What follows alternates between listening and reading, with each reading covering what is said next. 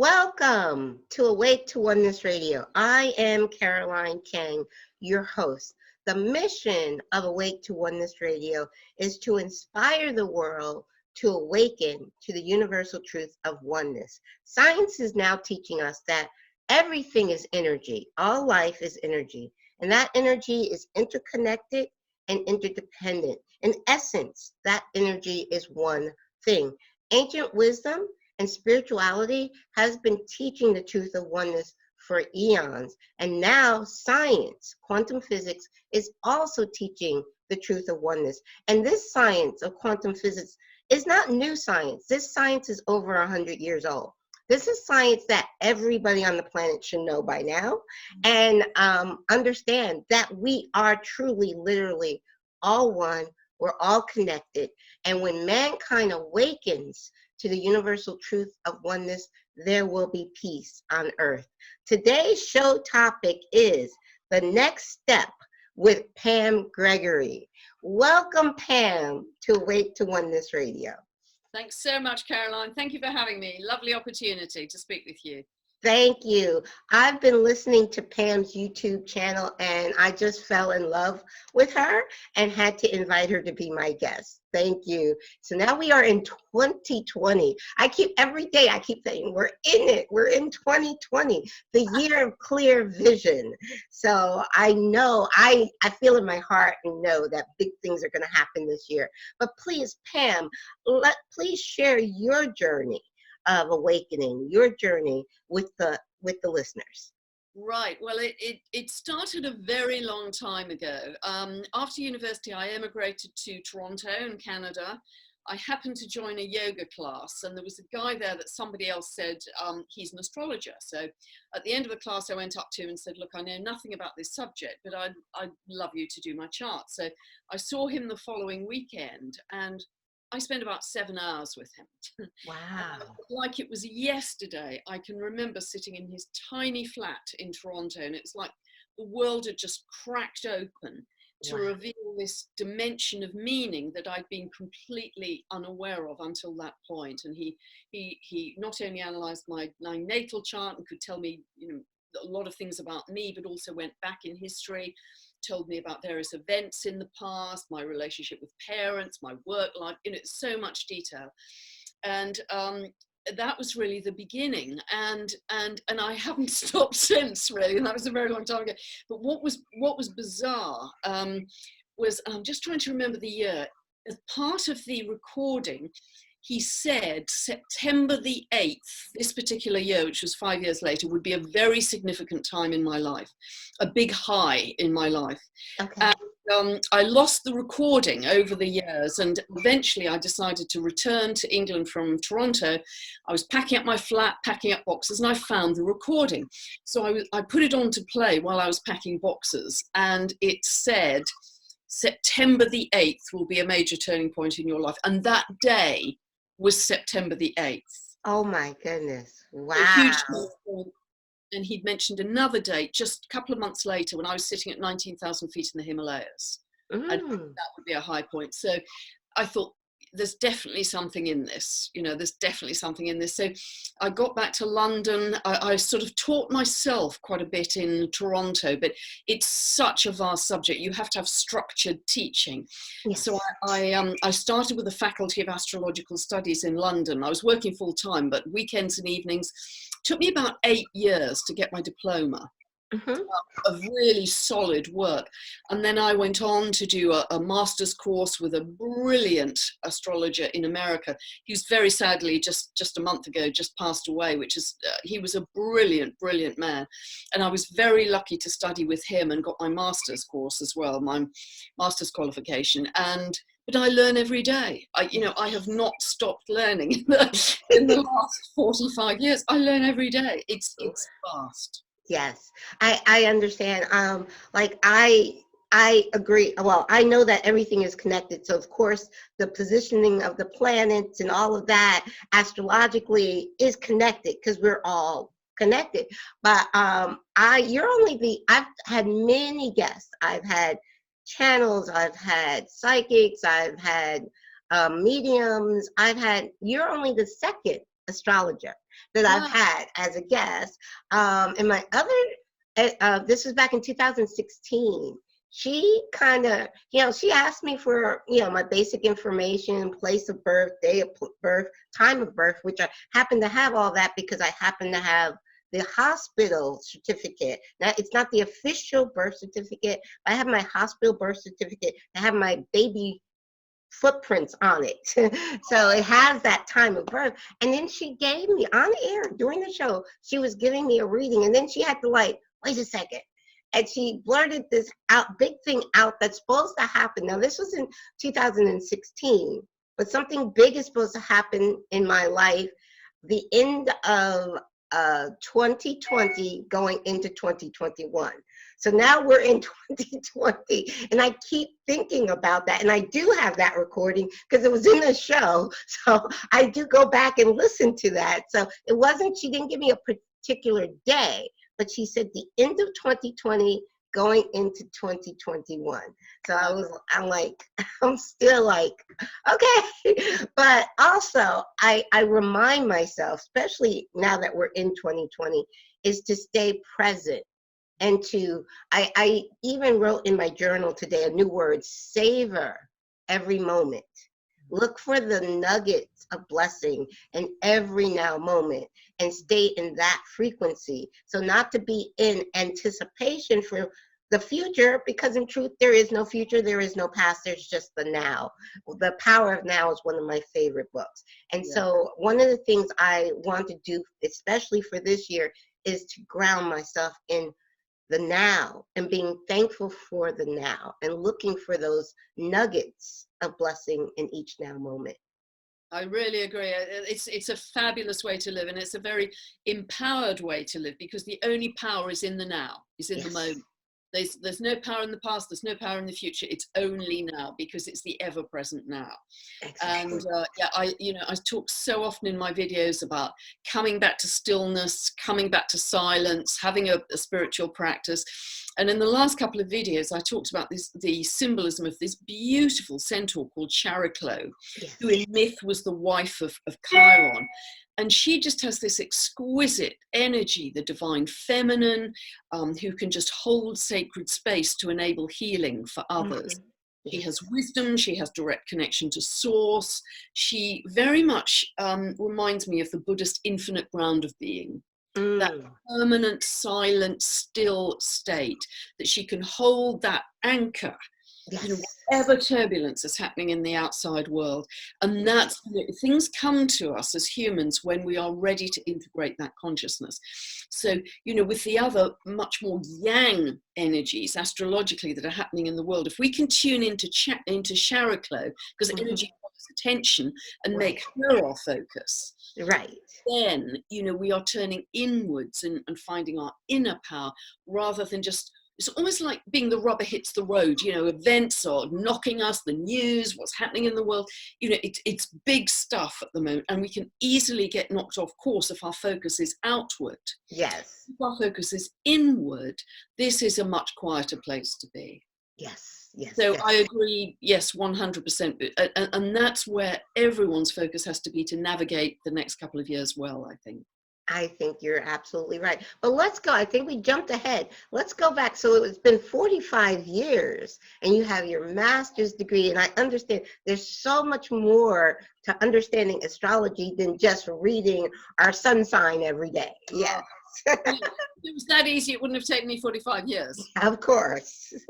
So please share your journey some more with us. Yes, so I got back to London, as I say, and I was working, I actually worked in the corporate world for 35 years. For 20 years of that 35, I was running my own business, training management people, traveling all over the world, America, India, Thailand, Australia, all over the world. But still, there was this burning passion of astrology. Yes. Every spare moment I had, evenings, weekends, with friends, whatever, I would throw myself into that study, because I realized how vast it was. I realized it was going to take me a lifetime to become competent, because I really think it does. I think it takes many, many years to become competent. So every summer I went up to Oxford University. They have an ancient college called Jesus College, which is just hundreds, and I think it's 10th century originally. Okay. I can feel the wisdom of that place. And I used to go up every summer to their summer school and spend a week up there with some world-class teachers. In all of my astrology, I had world-class teachers, and just deepened and deepened and deepened my knowledge. And then I did the master's degree, but it's really been over the last few years that I've started to do my own research. I've started to do my own digging, and I'll keep digging till the day I die. Right. Yeah, it's your passion. It's what you're meant to do. It's why you're here. And I'm Yes. sure I've done it, you know, many times before as well. It isn't just in this lifetime. I think the pattern repeats, you know. I have Yes. a very strong sense about that. So, you know, I love what I do. It helps people enormously because it's a very practical framework, but it's a highly spiritual framework as well, because you can use the energies at different levels. You can use it just at the practical level, Right. or you can say, how can I live this to the highest level? How can I shift my frequency to the highest level? So that's what I encourage people to do. So really my study was all the way through. I stopped working in the corporate world, or I don't know, 15, 16 years ago, and really threw myself kind of pretty much 14, 16 hours a day, 7 days a week into astrology. And it is just non-stop, because I think the need for help and guidance is so strong out there. Yes. There's such a strong need, but you know, it is such an amazing modality that can pinpoint specific issues in childhood that ricochet on through adult life, that putting a light bulb on those, in a moment you can shift someone's perception of how their life has operated. Exactly. And you know, you can have those real aha moments, many of them in a client session, and I think it's almost unparalleled as a modality to help people in that way. I think it's because it's so specific. Yes. And I think it's so wonderful, the day and age that we live in, that you can help people all over the world through the internet. Yes, I just think that's amazing. Like I launched my show 5 years ago, 6 months after my son transitioned to spirit, and it was just it was a calling. It was it was like, you must do this. And when you get that inner calling and you follow it, you don't know exactly where it's going to lead, but you know that you're doing what you came here to do, because we all have a unique purpose. And that's, I try to share that message with all my listeners. We all have a unique purpose, and you can find it by going within and tapping in, and then living. When you're living your true purpose, it's a freedom. That's, to me, is true freedom. You love what you do, and you love every day. And you know, that's another, you know, there's so many benefits to astrology, but that's another wonderful benefit, that it shows someone their specialness. It shows someone their uniqueness, particularly if they've had a, you know, very challenging childhood, and they've always been told they weren't smart enough or good enough or pretty enough, or, you know, whatever it was, that stuff, that grunge that runs in people's heads. But if you can shine a light on that unique divine spark for that person, and say, you know, that childhood, because if I can see those challenges in the chart, then that means that soul had birthed knowing they were going to have to deal with those issues. They chose those issues. Otherwise, I couldn't see them in the chart.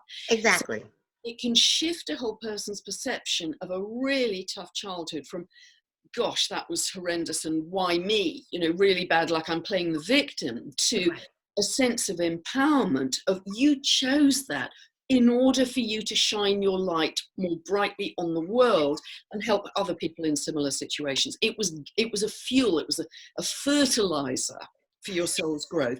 And if you can get that shift in perception with it, that just turns their life around. Yes, that is so true, because I knew at the moment my son transitioned into spirit that he wasn't gone. I knew it was a soul plan. I was actually reading a book titled Your Soul Plan and Your Soul's Gift by Robert Schwartz, who happened to be my very first guest back in 2015. So I was at peace. Now, for a mom to say they were at peace when their child transitioned, it was that understanding that this was a soul plan that he and I made. And I believe that no soul leaves. We're all divine beings. We're all divine soul. No soul comes into this life experience or no soul leaves this life experience before their soul plan. They from their higher self perspective, not the human self, because no, we don't see it all. We don't see the big picture from our humanness, but our soul knows exactly why. And so it brings me, joy to know that I know my son is still with me. He's still working. He loves the show, and he's my co-host. He always. Yes. I was going to say that, he comes through you. He's bound to. Yes. He can't Yes. not. That Yes. was part of the plan. Wow. Yes. So it turns something that could be very tragic into a moment of really joy when you see that, okay, I planned this. You, like you said, you own your own power. You're not a victim. You are creating from your higher self that knows all and knows exactly why you're here. You're creating this reality. And when you take ownership of that, it's freedom. It's no more playing the victim game. Yes. Yes, that is so true. And when people can grasp it, I mean, it's magnificent that you had the level of consciousness to understand that. Yes. It's magnificent, because if you hadn't had that level of consciousness, you might have, gone into victim, very understandably gone into victim much more. So, for you and for many people, the worst thing that happens to them in life turns out to be the best, because it's some kind of transformation. Yes.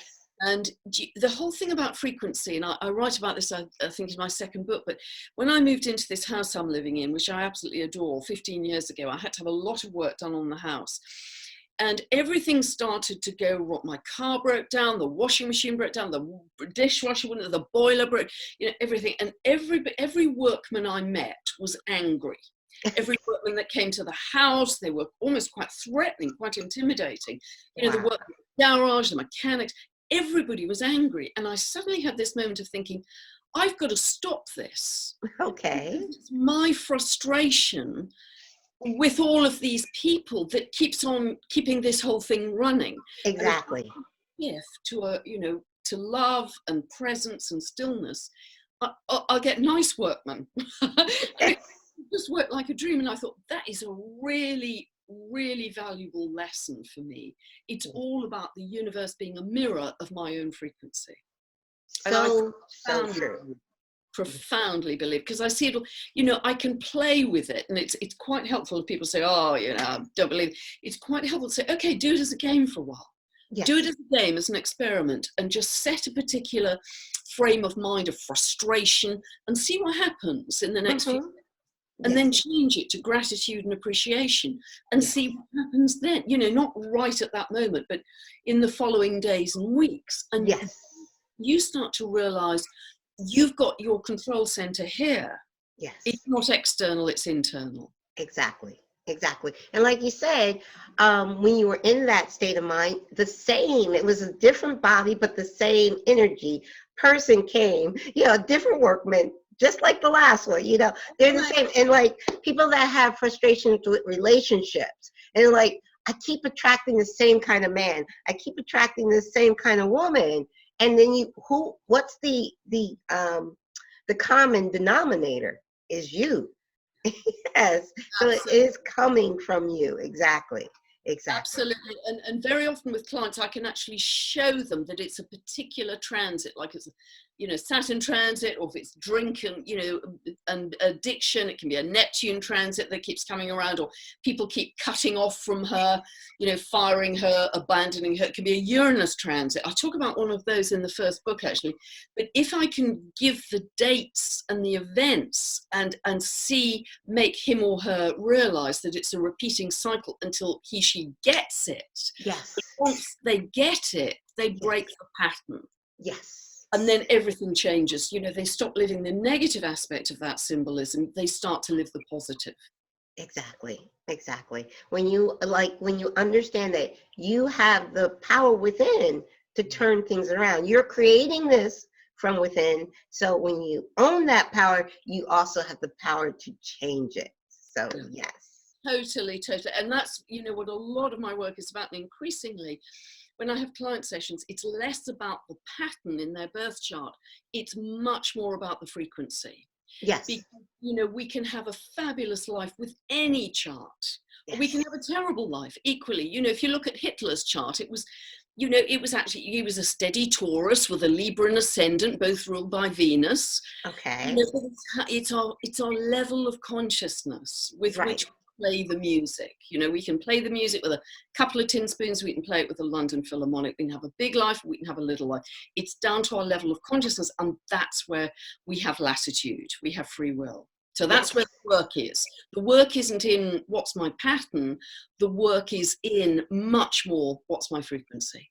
Exactly. And that's where it comes to that now moment, I think, because in each now moment is where we can focus on raising. That's where our power is, in this now moment, is to raise our frequency. And it's so important, I believe, for 2020 and on, to keep our frequency high so we can live the life we want to experience, because we're living it from our frequency, our core frequency. We're all energy resonating at a frequency. Science is even talking this. And it was science that woke me up. I studied metaphysics and spirituality off and on for 30 years. And there was a missing piece for me. And that missing piece I got from quantum physics, understanding that everything is energy and that energy is all connected, that energy is one thing. And that was an aha moment for me in 2007, watching What the Bleep. I'm like, and it was an awakening from inside, not a intellectual awakening. It was a heartfelt awakening. And once I understood the interconnectedness of all things and that all things are just one, everything made sense to me. All my questions were answered with that one understanding for me. Yeah. So that's what, I really love sharing. And even I heard you speak about, in the last video I heard you speak about the oneness. Yes. And I was like, yes, I see. And I understand. It's just so important. And I try to keep it simple. I always say it's really simple. Try to look at it. We can make it complicated, or we can just look at it from the simplest understanding of oneness and unity, and oneness and unity consciousness. Because right now, the world for many, many eons has been living the collective consciousness has been of separation consciousness. Yeah. Now, once we awaken to unity consciousness, we're going to be living an entirely new existence. Yeah, absolutely, 100%. And that separation is very emphasized at the moment because Saturn has been moving through Capricorn. And Saturn is about walls, borders, boundaries, divisions. You're different from me. The Mexico-US war, Brexit, increased nationalism of countries. Yes. People seeing other people as different from self, whereas we are all one, we are all human, we are all united. And I think if you live from separation, it's such a depressing place to be. Exactly. Because you feel alone. You feel isolated and you feel alone. And as soon as you can feel a sense of interconnectedness, astrology is the language of interconnectedness. Yes. Totally.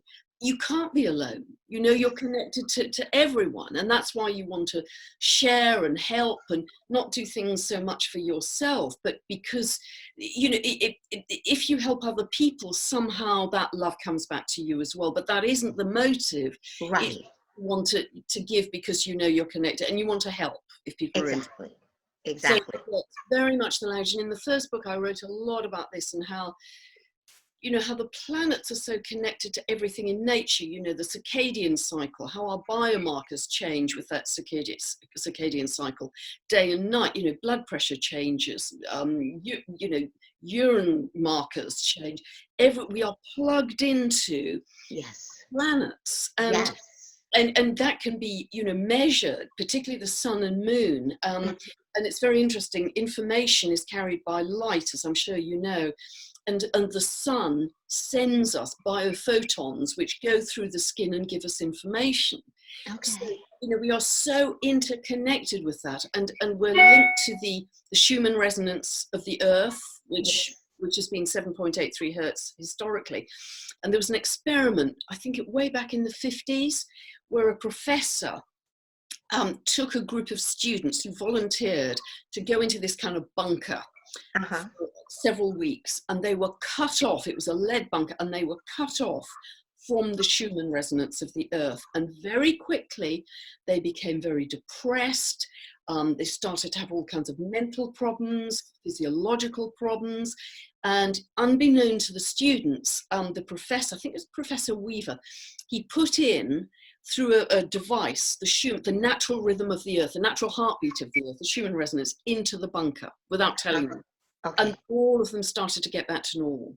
Wow. So Wow. our plugging into the earth, our connection to the earth, particularly if you can be barefoot on the earth, but even if you're just living on the earth and not separate from it, is so vital. And again, you know, we ignored this at our peril. Yes. And I love, like you said, I live in the Poconos, and right now we've got about 6 inches of snow on the ground. So I can't put my feet on the earth right now in the winter. But in the spring, summer, in the fall, there's a lake nearby. I love going to the lake. It's the water, just watching the water, ripples of the water. It's meditating and soothing to me. And I love to kick off my sandals and put my feet right on the grass and just put my feet on Mother Earth. Just can't do it this time of year here. No, I think I'll get frostbite on my toes. I don't know if you looked at a site called groundology.com or groundology.co.uk, because what they do on that site, it's fabulous. They take a blood sample of an average person, and it look a bit clumpy and, you know, not very healthy. They then just get them to stand on the grass for 45 minutes and they take a second blood sample. And the blood is completely different. It's free flowing, it's viscous, it has a totally different quality to the clumped blood cells from 45 minutes ago. And all they've done is stand on the grass, because our bodies suck up negative ions, which are the healing ions, from the earth. And the earth is a massive body of healing if we can connect to it. Wow. Well, you mentioned the negative ions, because a couple of times I've spent, and even on my birthday this past week or two ago, I spent 45 minutes in a salt room, Himalayan salt room. Fabulous. Yes. And in September, after my second time in the salt room, I went out and because there was this discount store that had all these salt lamps for $5.99. I mean, and I got 6 of them, and then I got a 7th. So I have a salt lamp. I'm looking at one right now, a Himalayan salt lamp in almost every room of the house. Me too. Yes. So that's also the negative ions that, especially I keep it around electronics. So I have it in my office where I have computers, in my family room where I have the big screen TV. I keep it near all the electronics. So yes. Yeah, very important. And that can be our antidote. You know, I was just talking today, actually, I did my film update today, which will go out at the weekend. And, you know, I was talking about how nature is divine consciousness, because I believe there's consciousness in every living being, you know, moss, snails, you know, even crystals, everything. And therefore, if we can keep on connecting to that divine consciousness, we will do very well. It's when we get cut off with gadgetry, etc., that we start this sort of sense of disconnection. So, you know, I am madly busy through my days, but I will always take an hour to be in nature. Always. I can't function without it, because that's my decompression. Yes. I know what you're saying. I love nature too. I wish I could go. I could probably, if I just put on a warm coat and sit by the lake even in the winter. I've done that once or twice, but I'm not a fan of the cold. In England, you have no choice. So I go out in every weather. You know, isn't a day I miss either cycle or walk in the woods or something. So it's hard to put my feet on the ground in winter, but at least I'm physically out in nature. Oh, you remind me of my neighbor. I have a neighbor that does that, and she walks I don't care what the weather, you see her walking. She has to, and she told me the other day it's her meditation. Doesn't matter what the weather, she's out there walking. And I'm like, wow, she's a brave soul. I'll walk when the weather's nice, but she walks in every kind of weather. Yes. I never miss a day to be in nature, because I so need that as my touchstone. Yes. You know, my recharge, if you like. My very, very busy day's work with hundreds of emails, and you know, that's my nurturing, if you like, before I start to give out to others. And I want to go back to what you said about there being consciousness and life in everything. And that's actually modern. I mean, that's like 7th grade science. And I say 7th grade science because in 7th grade, my science teacher said nothing is truly solid when we were studying atoms. And you put anything under a high-powered microscope, what do you see? You see tiny move, and they're moving. That's life. Tiny moving particles that we call atoms. And now, I don't know how long ago, but more recently, they discovered within an atom is 99.99999% empty space. Yes. So that particle that we're calling an atom that connects, that builds everything, is actually empty space. It's energy. And so all of this has been proven scientifically. It's been proven scientifically that everything has life in it. A rock, everything has life. And all that life is interconnected. And it's simple science. I'm not a scientist. And I gave a talk at a Unity church not long ago, and an older lady came up to me and she said, "You made that science seem so simple and understandable." And I'm like, that's kind of my goal, is to, I'm not a scientist. I don't talk about it scientifically from a scientist perspective. It's confusing. But when you talk about it in simple 7th grade science, people can like, yeah, that's true, you know. Right, and if you flew through an atom with a camera taking pictures all the time, there'd be nothing on the film when you got to the other end. Exactly. But we have this illusion of solidity, you know, which takes us to this very solid 3D world. And I think we're gradually moving away from that, because with all the planets gradually this year moving out of Capricorn, which is, density, in heavy industry, fossil fuels, permanent bricks and mortar, owning a house for life, all of those things, we are going to be moving into a very different era of interconnectedness and altruism and humanitarianism. So where people are less separate and more sharing and helping each other, more to do with the collective and community and finding like-minded people. And so it's a very, very different energy we're moving into. Yes. Tell us more about that, because, and I'm actually Capricorn. I'm a Capricorn. My birthday was January 12th, just a few weeks ago, and I like being Capricorn, but I never felt like I was a typical Capricorn. But yes. No, because there are about 3,000 variables in every birth chart. So yes. The sun sign, you might just have the sun in Capricorn, but you've got so much else to look at. I mean, when I'm preparing a chart, it will take me 6 to 7 hours to prepare a chart. Wow. Before I see the client. Wow. It's very, very detailed. I'm kind of doing maths and analysis all of that time, and I'm quite quick at it now, but I mean, it's a lot of information to analyze. So yes, I mean, this shift at the moment, we've got a real weighting of planets in Capricorn. We've got Jupiter, Saturn, Pluto, South Node. Mars is going to move in February. We've got Chariklo, which is the antidote to all this other heavy yang energy. But gradually, those planets are going to be moving out. I mean, the moon in Aquarius, the new moon in Aquarius, which we're going to have on Friday, that is a glimpse of Aquarian energy. That's our first glimpse. And then Saturn in sort of early summer moves for about 3 months. I think it's May to July into Aquarius, another glimpse of what's coming, then backs up into Capricorn. And then Saturn and Jupiter move into Aquarius fully in December 2020. And then Pluto finally starts 2023, finally in 2024 moves into Aquarius from Capricorn as well, and will stay in Aquarius, Pluto, until 2040. So there's a whole new paradigm, And that Jupiter-Saturn conjunction in December this year, that happens every 20 years, but for hundreds of years, it's happened in Earth signs. I think it's been 800 years since it happened in an air sign. And what it tends to start is a new worldview, a new social worldview, if you like. And because it's in air, an Aquarius is going to be very much about technology. There are going to be huge innovations, medicine, quantum physics, genetics, transport.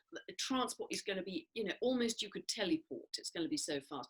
There'll be flying cars. everything will be electrified and digitized, massive jumps in computerization, technology. We are moving into a super fast world.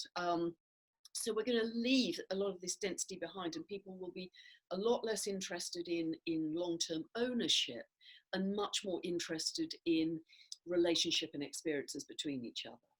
So, you know, you're getting a glimpse of this now, things like Airbnb, you know, B&B, where you just go to a place for a short time and have an experience. You know, you don't buy a house there, you know, so it's going to be much more transitory, and it's going to be much more intellectual, but it is going to be hopefully much more altruistic and humanitarian as well. So we're going to lose this top down, eventually not till 2024 fully, but we're going to be losing this top down law and order, rules and regulations. I'm telling you, you know, that we've got at the moment, this patriarchy. Right. And it's very interesting that when Pluto moves into a sign, and it does that for 20 or 30 years, it's very slow moving, 248-year orbit, it will bring the symbolism of that sign to the extreme, but it will also shine a light on the shadow side. So if we look at Capricorn, Capricorn being leadership, government, top-down energy, you know, the patriarchy, the way it's always been in government, and corporations, big institutions, that sort of thing. Now, Pluto will tend to take that to the extreme by almost giving the leaders even more power, allowing authoritarianism, if you like.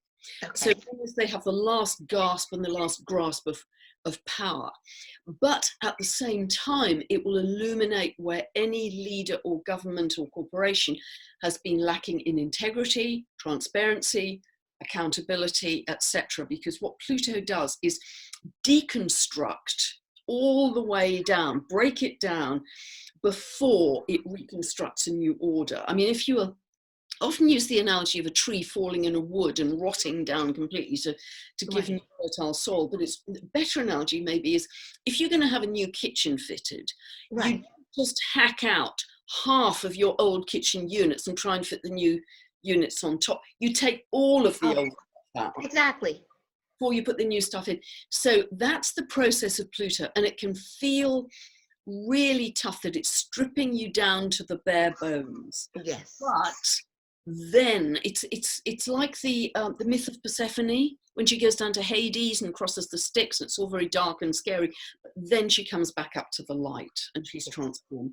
And that's the process of Pluto. So, you know, I'm constantly saying to people, don't worry if, you know, your government's dysfunctional, in turmoil, and, you know, things are all, it's meant to be happening. Just understand that's, and don't fret, don't worry on it. It's meant to be happening. Come back to your anchor, because that's what's reliable and steady and always there for you. I agree with you 1,000%. I believe everything is happening in perfect divine timing. Even when President Trump got into office in 2016, I don't watch news, so I didn't know that day who had won the election. I don't watch. I stopped watching. Spirit told me to stop watching news in 2001. Now, people will say my head is in the sand. No, it's not.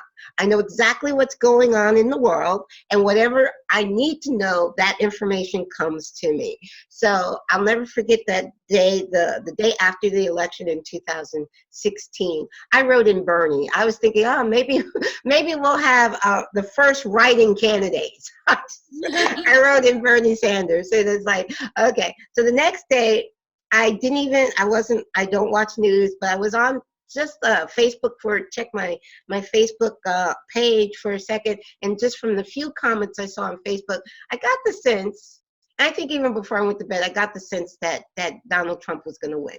But I didn't have the news until I teach piano lesson, and my first piano student came that day, 7-year-old little boy, and he's coming in all pouty, and I was saying, what's wrong? Donald Trump won. I'm like, and I laughed. I'm like, here's a 7-year-old fretting. What's a 7-year-old has to worry about Donald Trump being in the world? I laughed. I said, honey, it's okay. everything is in perfect order. Everything happens for a reason. And Spirit had already, before I had gotten the news that Donald Trump was our new president, Spirit had already told me everything is happening exactly the way it's supposed to happen. And I got the sense that he's in office to shake things up. He's like that sledge, when you're getting a new kitchen, he's like the sledgehammer breaking down that old kitchen. Yeah. So exactly, I was like, everything is happening exact. So that's why it's so important, I think, in this year and in the next few years, to stay grounded in raising our frequency, because we got to be the eye of the storm. You know, there's going to be chaos happening all around. We have to be that eye. We have to be that stillness, that calm in the center of the storm. Yes. That's our task. If we just focus on that and nothing else, the world will be a better place. Yes. Yes. Because if we can raise our frequency, each one of us as an individual, we'll raise the collective frequency. And things will unfold in the world much less dramatically. Yes. And many spiritual leaders are now saying that if just 1% of the world's population can raise their frequency, there's enough to raise the collective consciousness. And apparently, you know, I'm hearing that we're way beyond that 1%. Exactly. We have crossed that threshold, which is, like you said, a very small percentage. Like it's like even thinking of a pond, and you just drop a tiny drop in a pond, and that ripples to the edges of the entire pond. So it's just a very small percentage because of our interconnectedness. It just takes a very small percentage to change. And I think there was an experiment called the 100 monkey effect. Yes, that was fascinating. I can't remember the island, but the monkeys used to eat sweet potatoes, but they're often covered in dirt. So one very super smart Mensa monkey took her sweet potato down to the sea and washed it. And within a very short space of time, monkeys on other islands started to do exactly the same thing. So in the collective unconscious of monkeys, you know, there's obviously a link without telephones or letters or emails. So, you know, this works. So the ability to work energetically is so powerful. You know, if you look at the work, I don't know if you're familiar with a lady called Lynn McTaggart. It was Lynn. Well, I have to share this. Lynn, she's been a guest on my show, but she made the quote that was my awakening moment. It was in What the Bleep. She said, the biggest problem in the world is the illusion of separateness. And when Lynn said just that sentence, something woke up inside of me. Yes, I'm very, very familiar with Lynn. But share. And thoughts become things. And as you'll know from her book, The Intention Experiment, she's done so much work to, you know, get groups of meditators to focus on peace in the Middle East, and they dramatically reduced violence in the Middle East over that period. It was all a controlled study, etc. So she has done amazing. I remember being, because I've done quite a bit of work with her. I remember this was some years ago, and there was a chap in America who'd been in the Iraq War, and he was suffering badly from PTSD. And he agreed to be part of this experiment. So there was a split screen. The meditators all got online, you know, I think it was Zoom, and we could see this chap, I think his name was Todd, and he had electrodes attached to his brain. Right. So we were watching his brain waves come out, you know, all very high beta and obviously very panicky and anxious. And she told all of the meditators, myself included, to just focus on taking him down into low alpha and ideally down into theta. And so that's what we focused on. She said, every couple of minutes, open your eyes and see how you're doing, because the line, his brain waves, will appear on the screen. And within 2 minutes, and this guy is thousands of miles away, he just dived from high beta into low alpha and then into theta. And we were just doing it. The meditators, you know, all of Europe, Australia, and we could help him energetically. Now people can say, well, that's just nuts. You know, there was no direct contact, you know, but space doesn't matter. Exactly. Yes. No, so that's her work is very powerful. Her work is. Yes. And she, like I said, it was her. I mean, I was watching, I don't know if you're familiar with the film What the Bleep, and there's all these scientists in What the Bleep, and I watched every second and loved every second of the interview portion of it. And, but when that was that one sentence something woke up inside of me. She said, the biggest problem in the world today is the illusion of separateness. And that was my light bulb moment. So I credit that to Lynn, and I have had her as a guest on the show, and I have told her she was the key to my awakening, which was great. Yes. She's done so much, hard science with controlled studies. Yes. To make sure that her work is valid and accepted by the scientific community. So. Exactly. And this crossover between science and spirituality, it's like this. And so many wonderful scientists are even talking about this. Scientists like Greg Braden and doctors like Dr. Joe Dispenza and Dr. Bruce Lipton. I've had Dr. Bruce on the show. So all of these, so for those skeptical people, that like science is now teaching us this universal truth. So it's Absolutely. Just it's something to help bring the momentum about for those people that like they call spirituality and astrology and all that woo-woo. But we're talking hardcore science here, So. And what's very helpful for people, I wrote quite a lot about this in the first book about how I feel it operates, but basically the ancient Greeks, for instance, and a lot of the ancient peoples really believed there was a kind of downward causation, if you like, from divinity, whatever you want to call divinity, right, into what they called the implicate order, and all the way down to 3D reality. But right. That implicate order is pure potentiality. Yes. And even modern day quantum physics talk about that they're just yes. waves of pure potentiality that are not made into an event or any kind of tangible matter until you put the focus on them. So exactly. Astrology, somebody's birth chart is exactly like that. The birth chart is pure potentiality. Exactly. Until you apply your consciousness to it. Exactly. And start to use it well or badly. But exactly. It's down to you to play the music. And so, that quantum physics model, but also the ancient Greek model, and actually I think if you go back to, the Vedas, they have the same kind of model of reality. Astrology fits perfectly, whether it's ancient or leading edge science. Because exactly. The potentiality that you empowered human being, are bringing into reality in every moment. We're dreaming our future into reality in every moment. And I think we often think that the future is set, like we're walking onto a film set, and we're not. It's nothing. It's just ether. Yes. Until we apply our consciousness, our intention, our visualization, and off we go. And we pull it out of the quantum soup into reality. Yes, I love to say we are creating the dream. This is a dream, and we're creating the dream from our own consciousness. And our consciousness, see, another thing that was a good awakening for me, I mean, like many of us have been brought up in traditional religion.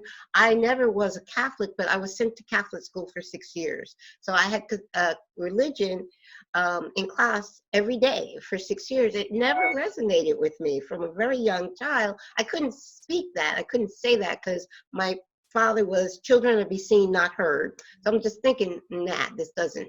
But I couldn't vocalize it. But I say that to say that when I understood the truth of oneness, it brought God from up there judging me to down here. There's no separation, and I think that's with traditional, and I have the utmost respect for all religions, but in traditional religions we tend to separate, like God is up there and you're down here, and he's up there judging everything you do, and he's going to punish you if you're a bad girl or boy. And no, God is here. God is a part of you. You are a part of God. And in essence, I love Rumi's quote. You're not a drop in the ocean. You are the entire ocean in the drop, because it's holographic. And when I understood what holographic means, is a tiny, tiny drop. We are a tiny, tiny drop of God. All of God is in each of us. Yeah. So just like what Rumi was saying, all of the ocean is in one tiny drop, the entire ocean. And so, it's really Yeah, it's really interesting because I talk about this actually in the first book, that when I initially look at a birth chart, that is also like a hologram, because I can start at any point in the chart, any point. I can look at midpoints, I can look at harmonics, I can look at aspects, I can look at how's it, I can start anywhere, but that will lead me to the same essence of that person. Yes, yes, so true, so true. It's holographic. So I say my definition of who we are holographic, multidimensional aspects of God, all that is. I like to say my term for God is all that is. There's nothing outside of God. Everything is an aspect of God. So I you know, and I try to bring it to my audience in a way that they can understand it from a very simplistic, scientific level, and spirit, and see how spirituality and ancient wisdom and science are now all telling us the same thing.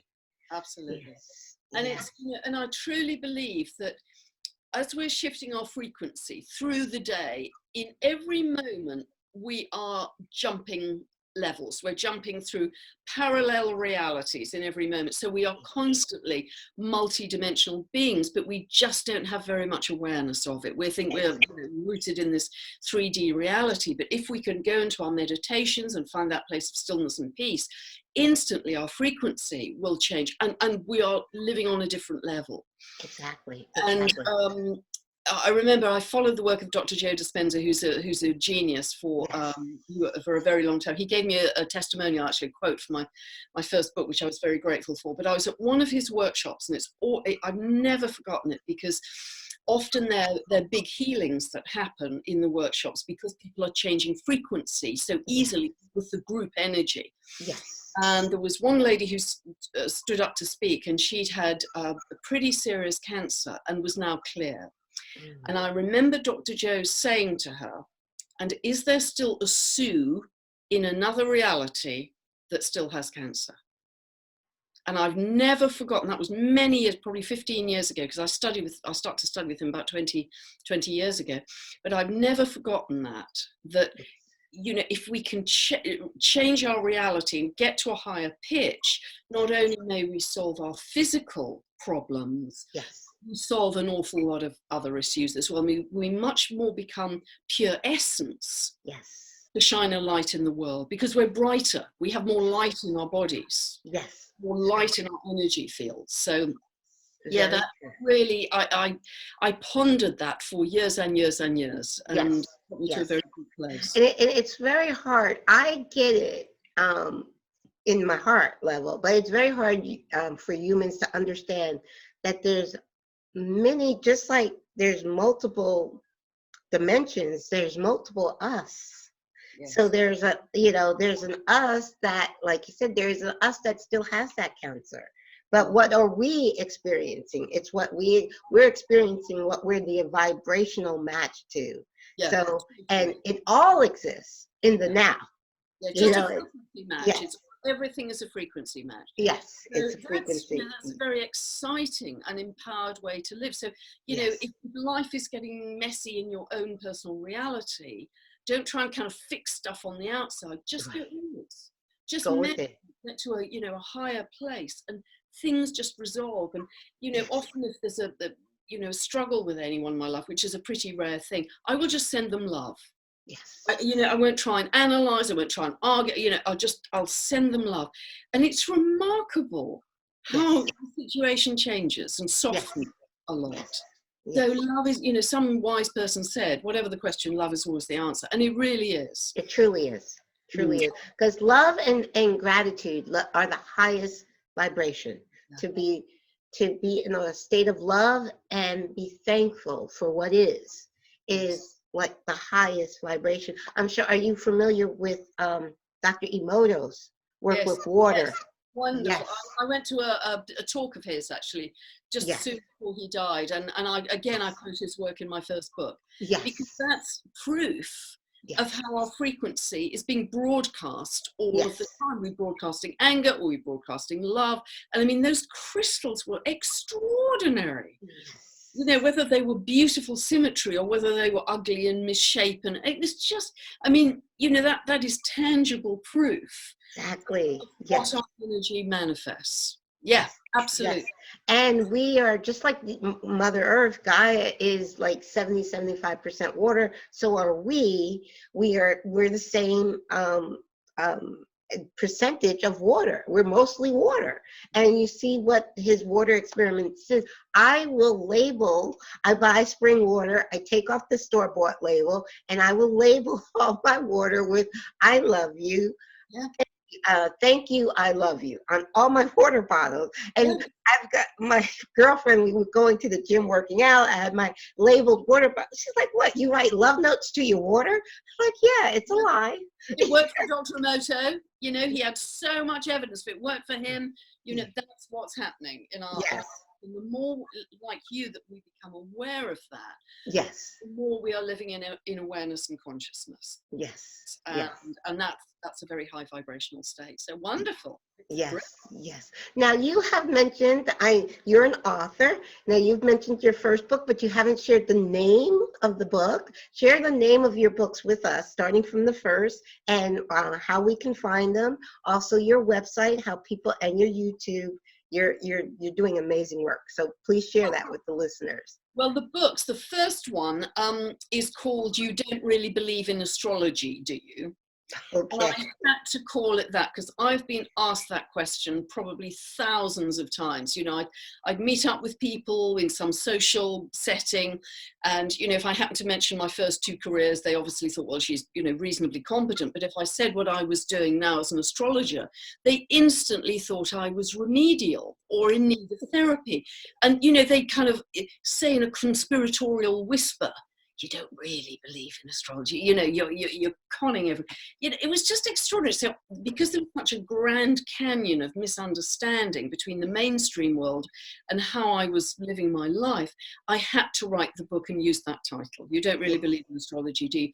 And what that book does is really share the depth and the breadth of what this subject is in various ways. I do talk about ancient Greek theory, I talk about quantum physics, I talk about energy, I talk about frequency, you know, many of the things we've discussed in this interview, I talk about. And then the second book I wrote a couple of years later, and it's called How to Co-Create Using the Secret Language of the Universe. And what I wanted to focus on is an area of the chart that is almost neglected in Western astrology, but is the most important thing by far in Vedic astrology. Okay. And it's the nodal axis of the moon, because in India, they believe in reincarnation. So just as you were saying earlier, the soul weaves a tapestry through many, many lifetimes. Yes. And so the nodal axis is really a study of what your soul has brought into this lifetime from previous lifetimes, the gifts, the skills, the abilities, and where you have to go in virgin territory to create soul's growth in this life. Yes. And I wanted to make it very practical. So it was kind of tricky because it was a very deep dive into one of the deepest soul parts of yourself. Yes. I wanted to make it practical. So I've got a worksheet in it. People can print out free birth charts from my website, and they can look at their own charts and say, okay, where's my nodal axis? They can read the descriptions in the book, but there are other parts of the picture I put together for people that will give several different astrological variables that help. I mean, I can't believe how well that book's done. Wow. I can't believe it because, you know, a couple of months before I had it published, I thought, this just isn't good enough. I'm going to chuck it in the bin. And a couple of good friends said, no, you know, don't do that. And I'm really glad I didn't, because it's helped so many people really find their soul's purpose in this life. Awesome. Awesome. So that's the second book. So the first one's probably a little more theoretical, second one more practical, but the first one has some very big ideas in it, I think. Anyway, you can get them both from my website, pamgregory.com, or you can get them from Amazon. Either way. Yes. And I also have a lot of teaching videos that if you just go onto the products page of pamgregory.com, you can find that. And I also write about a 7,000 word newsletter every month. And that's about £15 for the year, or about for the year. So it's, you get a lot of information for not a lot of money. Yes, what yes. I can do through the month is, you know, each month I'm kind of projecting the energies that are coming up for the world. Okay. And during that next month, I observe what's happening in the world. So it's like the proof of the pudding coming back to us. Okay. So whether it's the riots in Hong Kong, whether it's, you know, something happening in America, whether it's the earthquake in, you know, wherever, Hawaii or Indonesia, Philippines, you know, I will look in detail at things like astrocartography and you know, so it goes into quite a bit of detail. Various global events to give people the proof of the pudding of what was anticipated the month before. And then I do projections for the upcoming month. So wow. It's a brilliant way for people to learn astrology, because I'm talking, you know, the astrological symbolism quite fully there.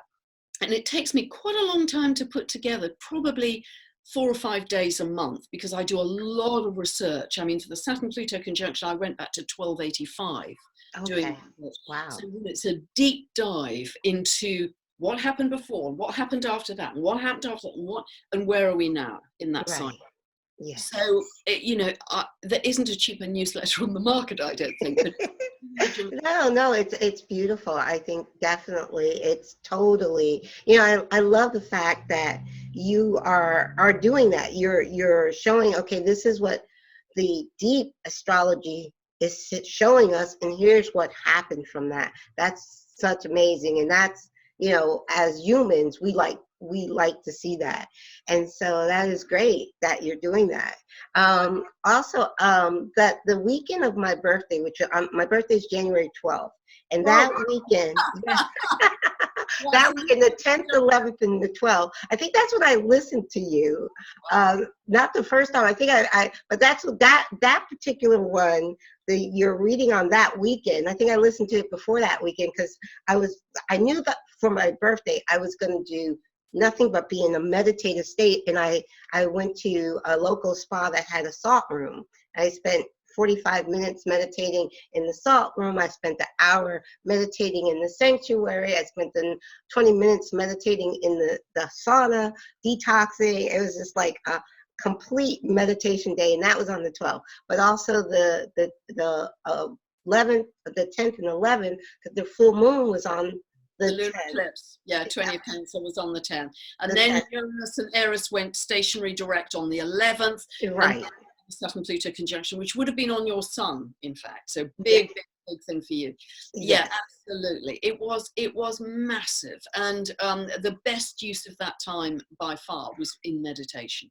Oh, very good. That's where I grounded myself. I said, this is a high energy weekend, and it's my birthday, so I am going to soak it in. Yes. Yes. Please share with our listeners one more time how they can find you. I will make sure there's links down below, but share with our listeners where they can find you. Okay, fantastic. So my website is pamgregory.com, and they can subscribe to the newsletter on any page on my website, and they can order the books, they can order the teaching videos from there. My YouTube channel is Pam Gregory Astrology. So that's very easy to find. I put out updates twice a month. I'm very consistent in doing that. So, you know, that really is building very, very well. I'm taking a break from client work because I've been working 7 days a week, long hours, for as many years as I can possibly remember. And I have to change. One of the big things that those transits in January did, it's a pivot point for many people in their lives. If they've been doing mundane stuff or not really working, they'll go into very meaningful work. You know, for other people, it's if they've been working extremely hard, they will get a better life-work balance. And that's what I've absolutely got to have. Okay. Very big health aspects coming up this year, so I have to have better self-care. So that's why I'm taking a long break from client work, but there's tons of other information out there that people can benefit from. Yes. And I agree. I kind of got that sense too, especially with it being my birthday weekend. Self-care was, I've got to, because the same way, I love what I'm doing.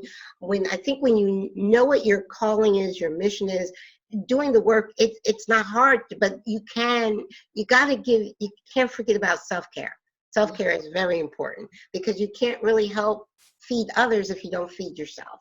You Yeah, gotta, so even having 2 days off a week like normal people do. yes, Awesome. yes. I can't really do that because I get several hundred emails every day before I start my day's work, so I can't really take 2 days off. But nevertheless, to cut back on the volume is what I'm trying to do going into this year. So, sadly, I'm not offering client sessions this year, but there's a lot of other stuff you can learn from. Yes, yes, yes. Well, thank you so much, Pam, for shining your light and being such a, you bring so much realism, I want to say, to astrology. Because I've always known there's something to astrology, and it's more than just what they write in the newspaper every day. It's just, there's so much more, because it is all interconnected. We are connected not just to Mother Earth, but we're connected to all of the planets. We are connected to the universe. So it is all interconnected. And if we take time to really go within and then, do our own. I always tell everybody, I don't consider myself a teacher or a guru or anything like that. I'm just sharing what resonates as true for me and living my truth. And I just inspire everybody to go within, tap into their inner wisdom, and live their truth. And I love the fact that your work is available for them to find on the internet. And I think we're awakening slowly but surely. We're all being that drop. Yeah, there's going to be big waves of awakening this year, particularly around springtime, but it's going to come in waves through the year. Yes. Big shifts in energy and consciousness. Awesome. Very, very good. Well, thank you so much for being my guest. I'm so happy. I'm hoping I don't feel, I'm not really sick. I don't claim sickness, but I do feel like a little frog in my throat. So I hope I'm sounding okay. Yeah, you are. You're sounding wonderful. Okay. Well, it's a real joy to spend time with you, Caroline.